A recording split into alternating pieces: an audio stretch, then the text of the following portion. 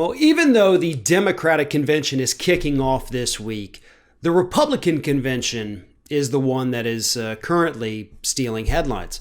And obviously, one of the reasons they're stealing headlines at the moment is because they're going to do a lot of the events at federal buildings, which means they're most likely going to run afoul of federal law, specifically the Hatch Act, which prevents any federal employee from engaging in overtly partisan political behavior, which is exactly what would happen if any of the federal employees at these federal buildings participate in the Republican convention, even though it's happening at their workplace, violation of federal law.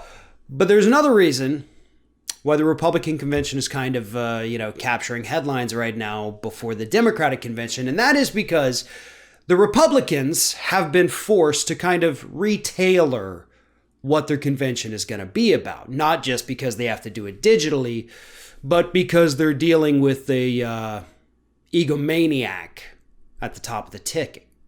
You know, they've got to play to his narcissism. So they've revamped the Republican convention, and now every single night of this 4-night event is going to strictly be about how awesome Donald Trump is. Every night, if you tune into this event, all you're going to hear is a parade of high-profile Republicans, including the president's children, of course, telling you how Donald Trump has made your life better, how this country that we're in right now is totally super crazy awesome because of Donald Trump. No problems at all. Economy's kicking ass, right? It's not like we're in the middle of a global pandemic. It's not like we have civil unrest. Nope, none of that. You're just going to hear about how great things are today and how it's all because of what Donald Trump has done.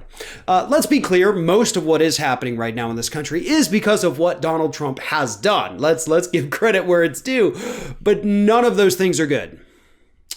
The trade war, that is still going on.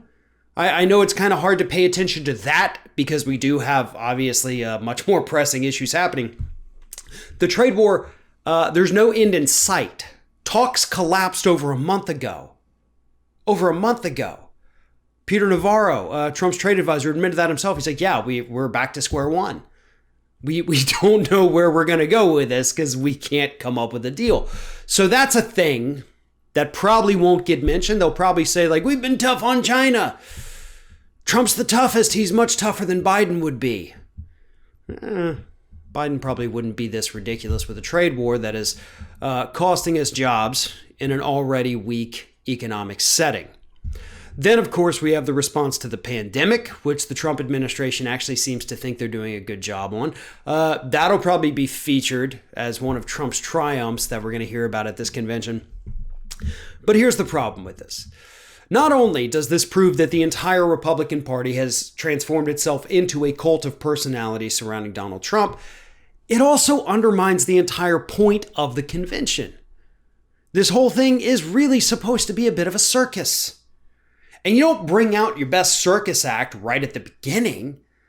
You know, you don't lead with your strongest act and then everything else after that is just kind of like, It gets boring. You got to have a little bit of showmanship. You have to build to that grand event. You know, that's why every story follows the same kind of format that you learn about in high school. The climax is like almost right there at the end, then right after the climax is the resolution, then the end. But it's that climax. That's what the convention is about. That's why the nominee always speaks on the last night. And every night prior to that, it's the buildup, right? The anticipation, the excitement. You hear about the party. You hear about the other people in the party. You hear about your plans, your ideas, what's going to happen, and who is the person who's going to make all this happen. Oh my God, here they come on night number 4, blah. Not the Republicans. Nope. Totally just going to be every single night. Look at Donald Trump. Look at how great he is. If everybody could just get on your knees, worship him a little bit.